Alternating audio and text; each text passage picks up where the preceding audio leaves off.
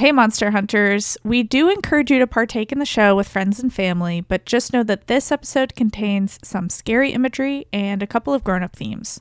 Now you know, and here's the show. The following presentation will demonstrate how to haunt the living. But before we begin, one must be...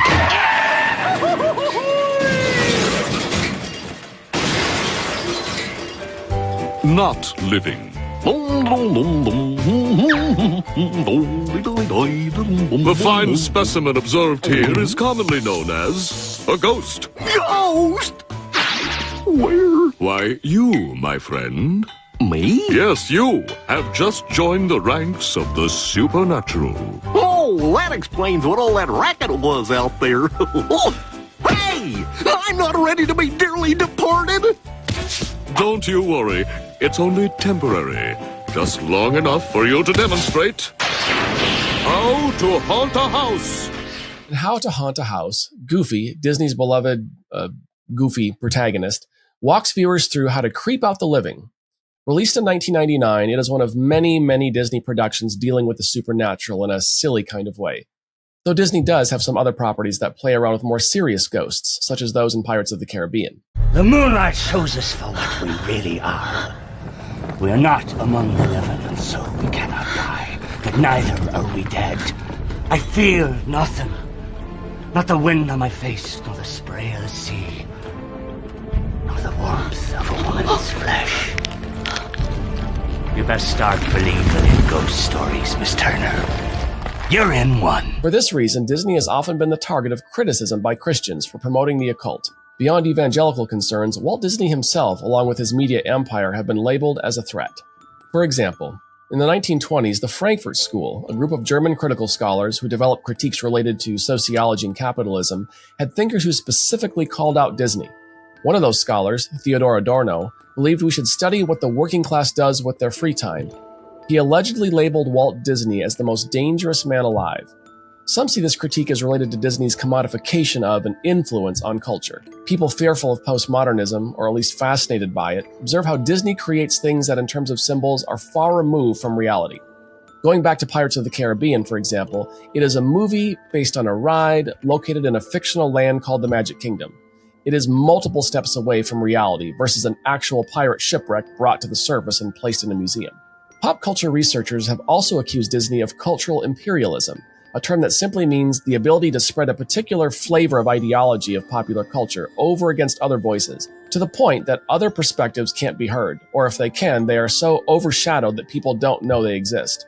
Disney's purchasing power enables it to put its own spin on a variety of popular products consumed by millions. With examples such as Disney snapping up Marvel and Star Wars, it can feel like every well-known property is somehow connected to the House of Mouse, which raises questions as to how deeply our values, worldviews, and behavior are influenced by the Magic Kingdom.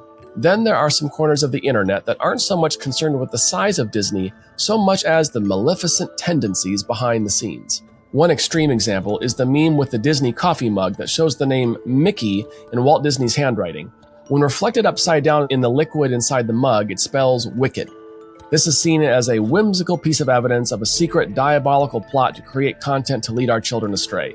Of course, this also implies that everyone named Mickey, depending on their signature or fonts they like to use, are also part of evil hijinks to ruin people's morals. Another documented example are the hidden animations in Disney's classic cartoon features.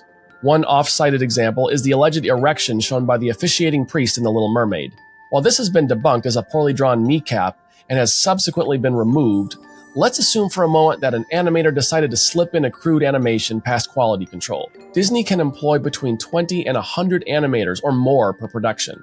Amidst the thousands of animators employed by Disney, which is a highly competitive field and likely not attracting people who want to sabotage their career, there could be a few deviants. But that's not so different from any large organization, including the Christian church and their workers. Part of the issue prevalent today is feeling that there are no accidents and that everything happens for a reason. So any symbol, visual, or offhand comment is a clue to a villainous plot. I've heard some people who work in film promote the idea that no director does anything by accident. And while I believe that's true to a point, there are also reasons why we have blooper reels and recuts and fan videos pointing out set design mistakes. Nobody can control everything. And so they create content to warn us against these dangers, as desperately as Sir Hiss tries to warn a clueless and exasperated Prince John about Robin Hood and Little John's disguise to rob them blind. But it is a fact that not all of Disney's content contains helpful messages. For example, in a series of hilarious videos called Advice from a Cartoon Princess, Second City Comedy Club points out some of the relationship issues in movies such as The Little Mermaid. My best feature is my voice. Ah, so I sold it for plastic surgery. And there's also the fact that Disney has its shadows. The Magic Kingdom tells stories from tragic kingdoms, such as Snow White. While the title echoes Isaiah 118's "Your sin shall be as white as snow," the film contains murderous queens wanting to cut out people's hearts, scary forests, and dark magic spells that make people sleep forever. Dead parents, evil stepmothers, witches, monsters, aliens, even the earliest of Disney cartoons includes 1929's Hell's Bells, which depicts a silly scene of eternal torment in hell set to classical music. What do conscientious consumers and thoughtful parents do with these realities? These images and narratives are inspired by a genre called the Gothic, and it's important to understand that genre before we can understand what's happening with Disney. It just so happens that in 2024, a book was released entitled Disney Gothic, Dark Shadows in the House of Mouse, and I am thrilled to unpack this subject in 4 episodes, beginning with guest and co-editor of the book, Jeffrey Weinstock. Dr. Weinstock is a literature, film, and media scholar who teaches in the Department of English Language and Literature at Central Michigan University. And he is the associate editor in charge of horror for the Los Angeles Review of Books and specializes in the Gothic. This episode is entitled The Dark Side of Disney, Part 1, The Gothic Behind the Goofy. I'm Dr. Seth Pierce, and welcome to Beast and Bible.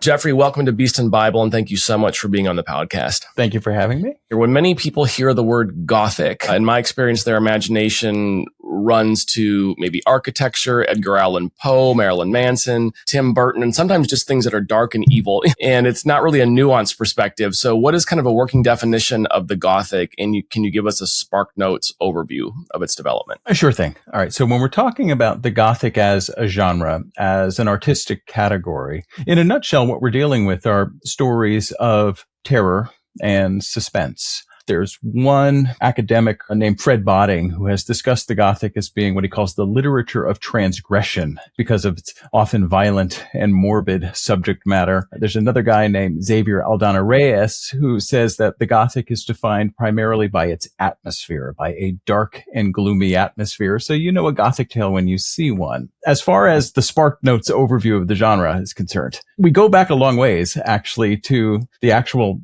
Germanic tribes, these northern tribes, the Goths in the 4th through 6th centuries who overran Europe. And then we jump ahead to the Renaissance, who identified a style of architecture, as you suggested, that they associated with the Goths. And these were kind of dark and heavy and ponderous things like Gothic cathedrals and Gothic castles that were antithetical to the values of the Renaissance, which strove for lightness and upwards. So Gothic acquired a negative connotation. It referred first to a style of architecture that was held in very low esteem during the time period because it was considered to be kind of the Dark Ages and medieval. And there was a gradual generalization of the term Gothic from there. It came to refer to anything that was medieval, that was gloomy, that was out of date, that was ponderous, that was dark. And we see Gothic then as a category of literature arise in the middle part of the 18th century. The first Gothic novel is often considered to have been one called The Castle of Otranto by a guy named Horace Walpole, which was published in 1764. And that kicks off the Gothic craze in literature in the 18th century.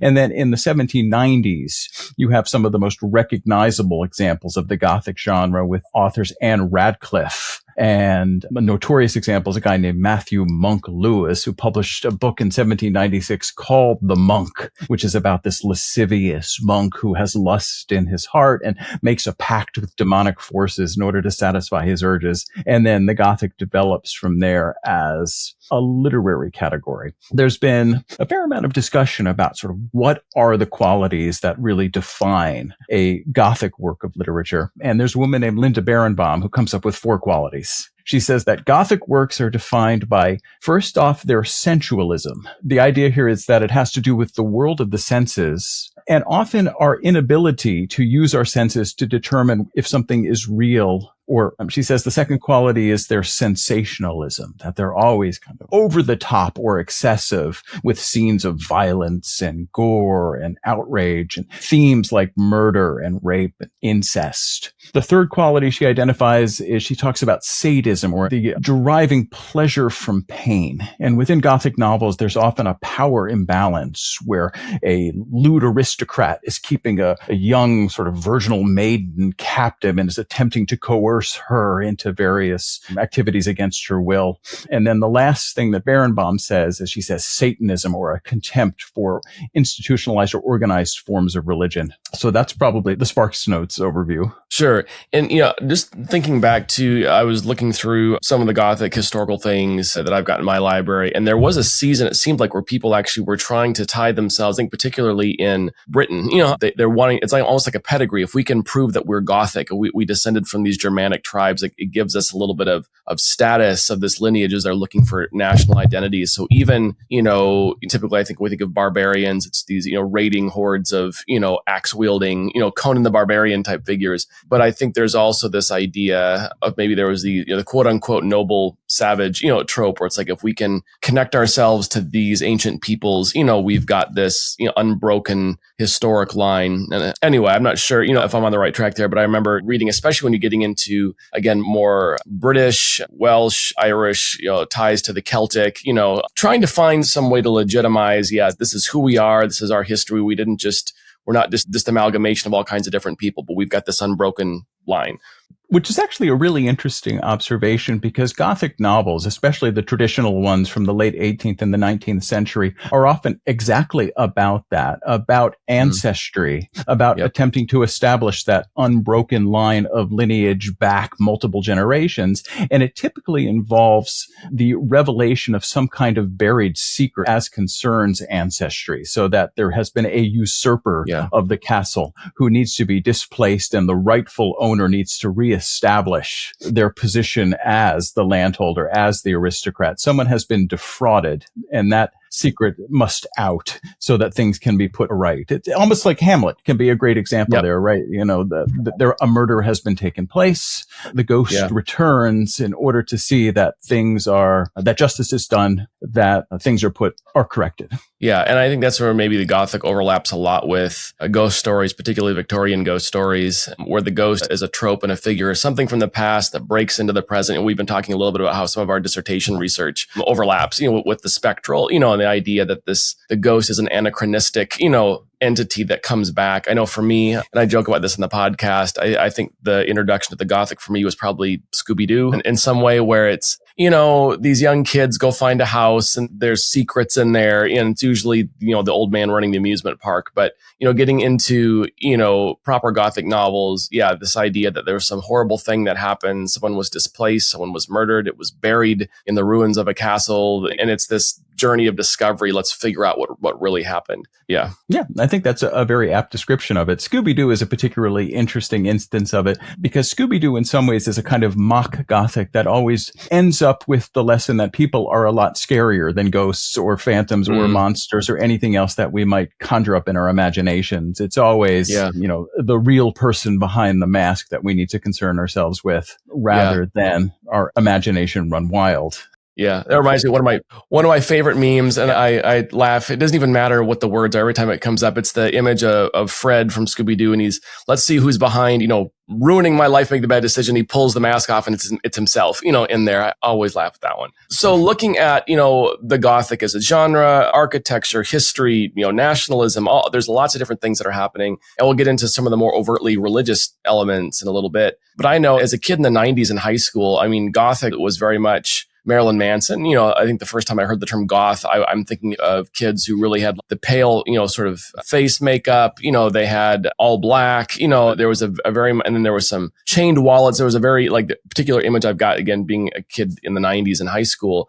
But that's such a small slice, of Gothic. So what are some misconceptions when people hear the word Gothic, what are some stereotypes that sort of prevent them from seeing how a larger, more nuanced subject that it is? Well, there are two of them that come to mind. It's a really interesting question. You brought up the goth subculture, which came to the foreground in the 1980s with bands like Bauhaus and Love and Rockets and Joy Division and Susie and the Banshees. And I do think there's a tendency to conflate goth music and goth culture with Gothic as a genre. So, goth music does derive inspiration from Gothic literature, but it's also kind of its own standalone subculture. It's been described as a spectacular subculture in the sense that it uses style as a form of refusal. It's a way to signal a rejection of the status quo and of expectations concerning how people are supposed to dress and how people are supposed to act. And certainly the morbidity aspect of goth subculture is part of that as well. I do think those two things, however, sort of Gothic as a artistic genre of literature and of film and art needs to be separated from goth music. So these two things are kind of separate entities that are at the same time connected. And I guess the other misconception that occurs to me is the idea that in order to appreciate the Gothic, or even more so, I think, to be an artistic producer of the Gothic, one needs to be deviant themselves. There's always been a kind of concern about the imagination that would conjure into being narratives that deal with the dark side of the human experience. For example, there's a tendency, I think, to think of someone like Edgar Allan Poe as himself having been, dark and disturbed. Lots of people think that he was a drug addict because there are characters in some of his stories that use opium. Poe certainly had problems with alcohol. That's indisputable, but he did not engage in the kinds of activities that his characters do within the stories. There's a tendency basically to conflate, say, the author with the narrators of the stories when these are two separates. You could make the same case about somebody like Stephen King, for example. You could wonder what kind of imagination can conjure up these kinds of dark ideas. Does that signal that the person themselves is disturbed? I think more often than not, it's probably not the case. I think you can have lots of disturbed people who don't participate in the Gothic and vice versa. That reminds me a little bit too, and maybe this will be the segue into some of the religious elements of the Gothic. I'm thinking of the author of Frank Peretti, who's a Christian horror novelist, and best-selling author. But as far as, I'm aware, and I haven't deep dived into his biography, he's not doing, he's kind of held up in evangelical Christianity as, kind of an upstanding, as dark as the subject matter is, exploring different themes of, spiritual warfare or evolution or whatever he's talking about. He's using the genre to make a point, but he himself is not, doesn't reflect his characters. I think it's a really good point. I do think in some cases you have authors or you have artists who create an identity for themselves as a public persona that helps to promote the works. So that they may, adopt wearing a cape or some sort of stylized representation of themselves to make people wonder about those things. But I don't necessarily think that equates with being corrupted or perverse or diseased or something like that. Yeah, it reminds me, I'm going to do a later this season podcast on Montague Summers, who is a very interesting Gothic Christian, Catholic character in history, and sort of embraced, people's, giving him the stink eye, the side eye, and what's wrong, kind of a weird guy. He kind of just like took that on as part of his persona, like interesting. So I think there, again, not to cheapen people's artistic expression, but I think there's cases where, hey, if this gets me attention and sells books, I'll wear a black suit. I mean, and so, there is a practicality thing to it. If a persona takes off and it sells whatever you're creating and that's your livelihood, then okay, let's run with it. So let's move to something more specific in religion theology. Does the Gothic overlap with religion and theology in any way? I would say that there are two ways that we can think about a connection between the Gothic and religion and theology. One is very specific, one is more general. The specific has to do with those early Gothic novels that came out in the 1790s and the first part of the 19th century. A lot of these were written in England by the British, and they demonstrate a real anti-French, anti-Catholicism bias. So you have recurring character types in those novels of the unchaste or pregnant nun, or the wicked abbess, or the lascivious monk, which are absolutely manifestations of a kind of naked anti-Catholic project of the Gothic. Similarly, you'll have locations like the monastery, or the cloister, or the convent, or the burial crypt, which are used to portray Catholics in an unholy light. So that's definitely there in those early Gothic novels. So really, in some ways, I mean, one of the places my brain goes is early American, nativism, where you've got the book, Confessions of Maria Monk, sort of, suspecting that underneath the convent, there's all sorts of promiscuous, terrible, things happening with the nuns and the priests, and actually ends up fueling very real acts of arson and violence. And so it's again, like you mentioned, sensationalist, it's morbid, but it's used by Protestants as a vehicle to critique, attack, what they feel is a threatening religious institution. Yeah. And I think that's the way it's played out, is that while these are sort of baked into those early Gothic novels, they have real world consequences in that construct stereotypes and they reinforce prejudices. So that's the specific way that I think you can tie at least those early Gothic novels into questions of religion. The more general way that I think there's a connection between these two things is the connection between the Gothic and theodicy, that question of how a good, a just, or a righteous God could permit evil to take place in the world. And there have been a number of really interesting studies that have looked at the Gothic and the horror genre in relation to these questions of religion and spirituality. There's a guy named Douglas Cowan, who maybe his book. It's called Sacred Terror, Religion and Horror on the Silver Screen. There's another one by a guy named Brandon Graffius that came out recently called Lurking Under the Surface, Horror, Religion, and the Questions That Haunt Us.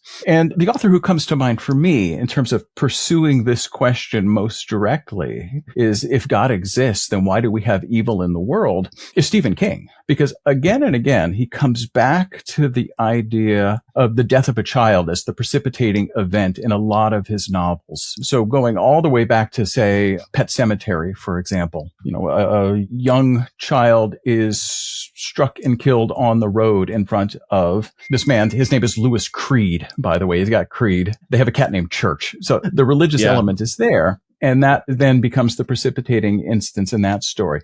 He has a more recent novel called Revival, which plays on this idea of revivals in several different ways, of a religious revival, and then the idea of resurrection. It has a tie-in to actually Mary Shelley and Frankenstein, but the same thing happens. It takes as its central character a minister whose wife and child are killed in a car crash and comes to doubt his own faith as a consequence. So I think a lot of Gothic novels are quite consciously, and in some ways, very savvy in raising these questions that if God exists, then why do these horrible things happen?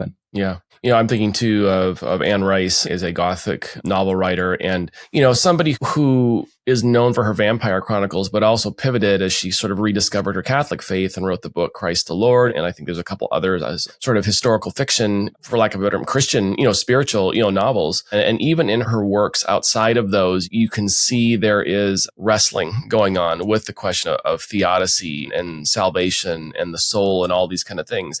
And I've mentioned, elsewhere too, on the podcast for our listeners who are regular, I think fiction for a lot of people, including C.S. Lewis, Tolkien, Tolkien, becomes a way to process, these big questions that are really important, particularly for people of faith. It gives them kind of an emotional distance to say, I'm going to create this fictional secondary world, these fictional characters, but through their dialogue, I'm processing some of my own questions. And I think that's where it becomes really valuable, even as an intellectual exercise, to say, yeah, I'm going to imagine a scenario and try to work through this. And I may not solve it, but I think the wrestling is important. Anne Rice is actually, if you want to talk about vampires, the religious element is very much on the surface. Because if you go back to Stoker and Dracula in 1897, religion has an intrinsic power to ward off the vampire. It doesn't depend upon the faith of anybody in particular. If you hold up a crucifix, Dracula has to recoil. So they use that as a kind of vampire prophylactic to ward off vampires. When they want to keep Lucy in her crypt when she's rising at night after she's transformed into a vampire,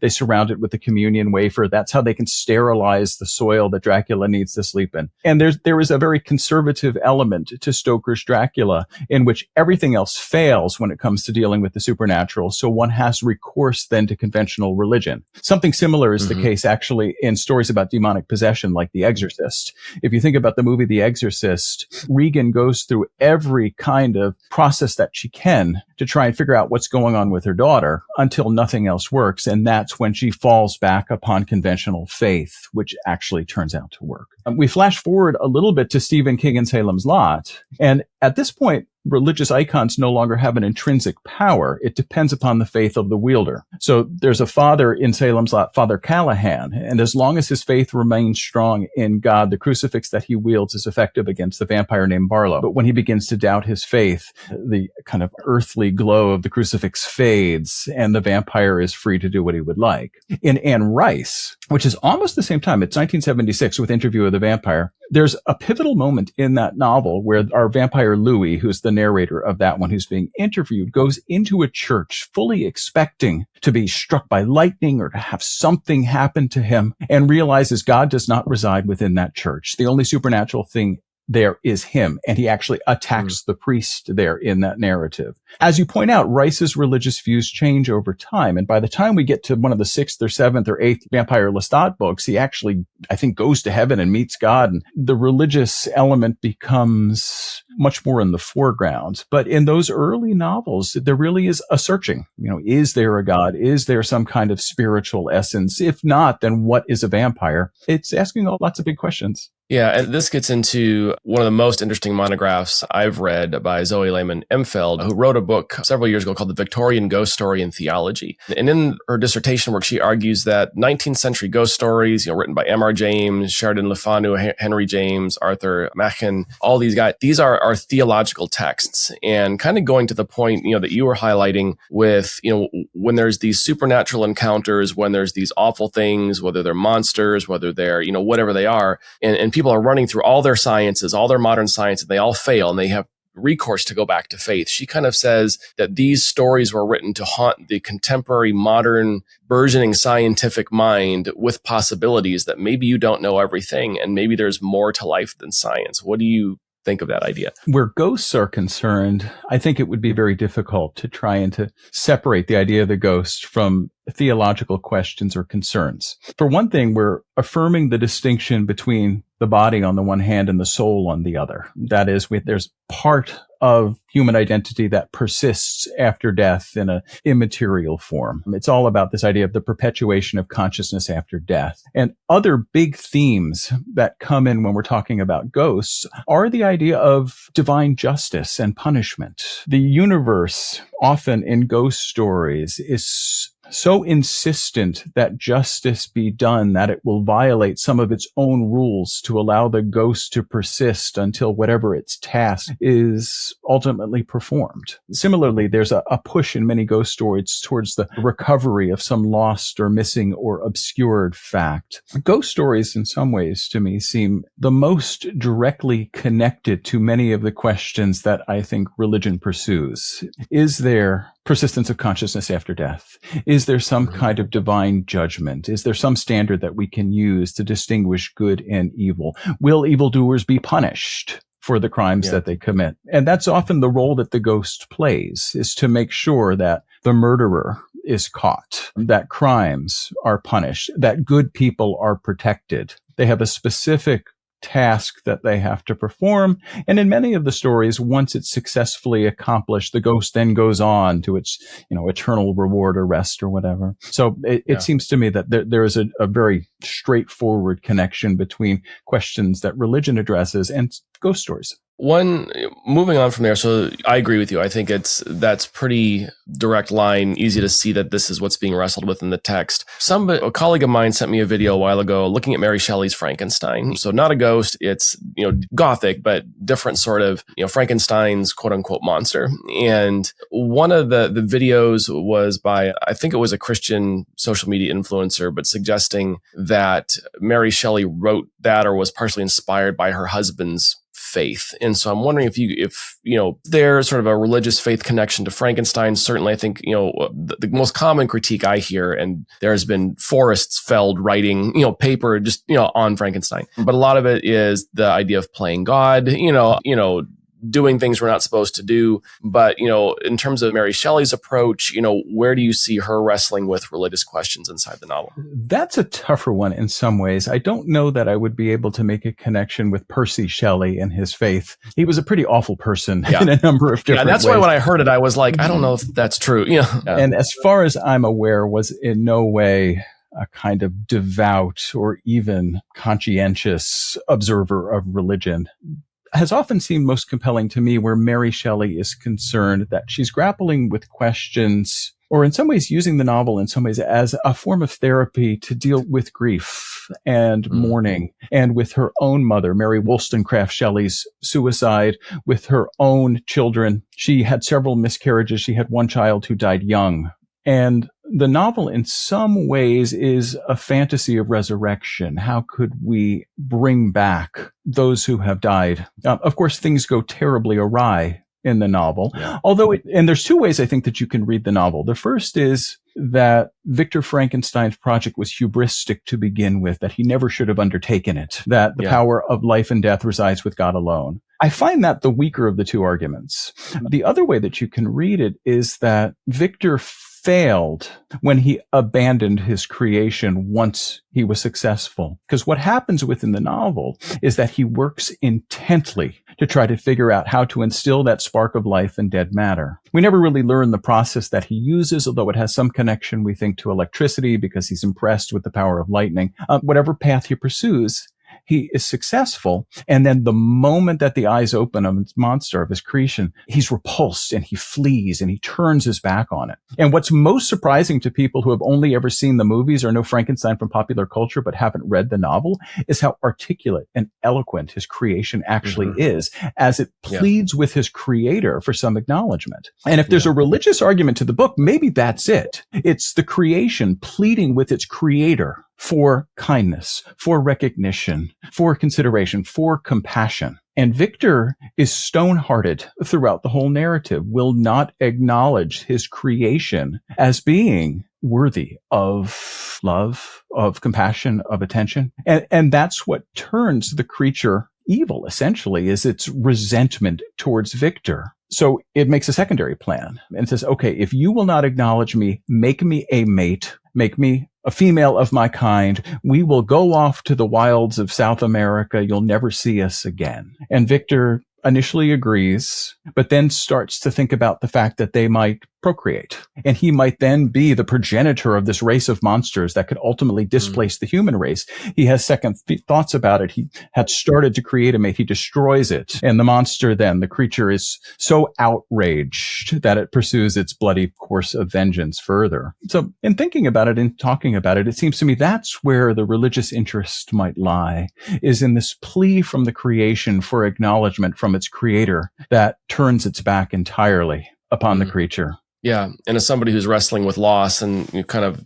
that cry, where are you in all of this, and not getting an adequate response. Yeah, that you can definitely see that running through in an interesting perspective, I think, over against, like you mentioned, the more popular reading, which is just the hubris of Victor Frankenstein. Another character we mentioned, him and I want to circle back. Edgar Allan Poe, for many people, is perhaps the most well-known Gothic author, 19th century. His work is echoed and it's remade, most recently on Netflix with The Fall of the House of Usher. I shared with you last year English and Women and Gender Studies professor Luella D'Amico wrote in the Church Life Journal about how Poe, when his wife was dying, sought comfort among Jesuits at a church up the road from his house. And, and she's very careful to say, this is not suggesting he became Catholic or have any idea they had spiritual conversations beyond just general sympathy. But do you see as Edgar Allan Poe, is he someone with a partial spiritual outlook on the world as it relates to Catholicism or Christianity?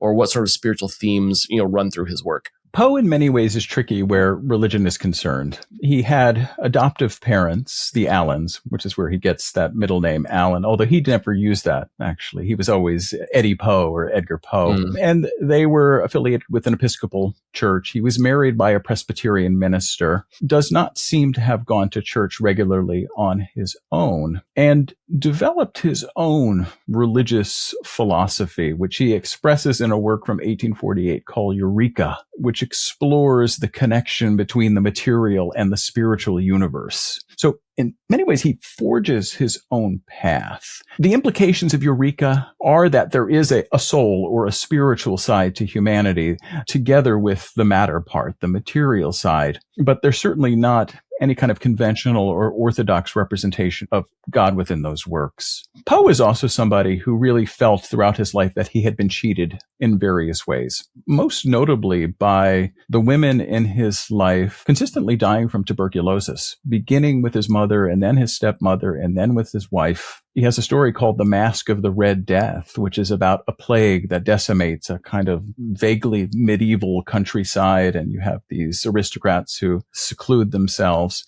But during his lifetime, the Red Death was tuberculosis, which killed off people all around him. And he was constantly desperate for money and desperate to achieve the fame that he thought had been denied him for the most part. So I think bearing those things in mind, his religious views kind of changed back and forth over the course of his lifetime. I don't think he ever seriously abandoned religion, but I also think at times there was a lot of questioning that was going on in Poe's mind about whether there was anybody or anything that was actually looking out for human beings. So just that theme again of running through, Gothic literature and people processing. I mean, mentioning that reminds me of even C.S. Lewis's The First Chronicle of Narnia, The Magician's Nephew. C.S. Lewis lost his mother very early, and the narrative opens up with a young boy and his mother is dying and he goes on this, fantastical, journey to try to save her, and so, yeah, it's a more, I think you look at these texts, that question of the injustice and pain and grief are all very real human experiences and find themselves in these stories. And I think the link that you're bringing out, which is a good one, is with pain and grief and with Gothic narratives, which often have death at their core.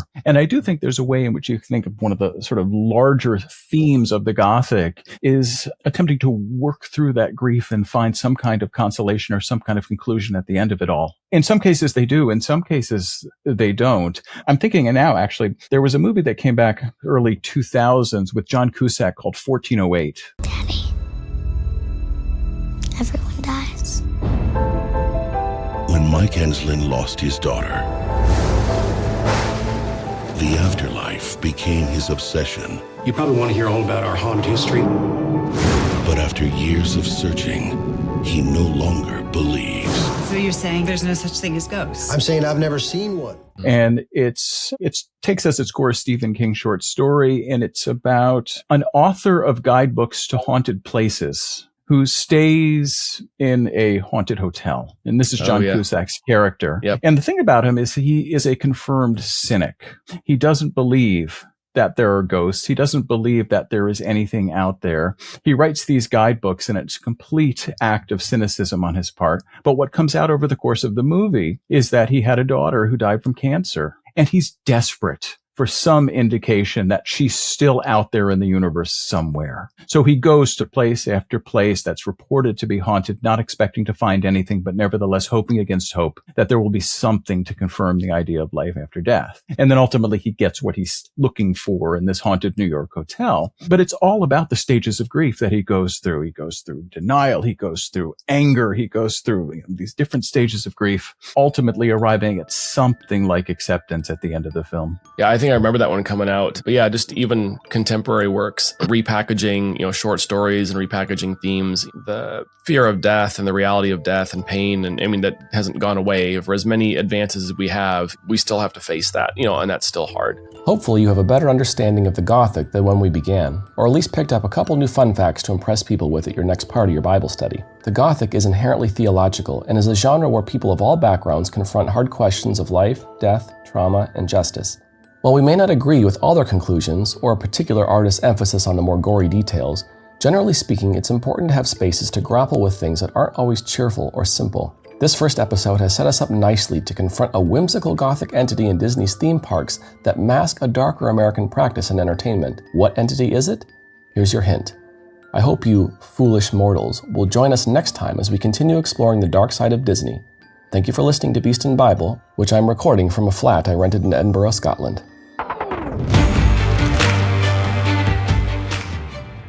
Beast and Bible is written, researched, produced, and hosted by Dr. Seth Pierce. Ethan Geck is our editor.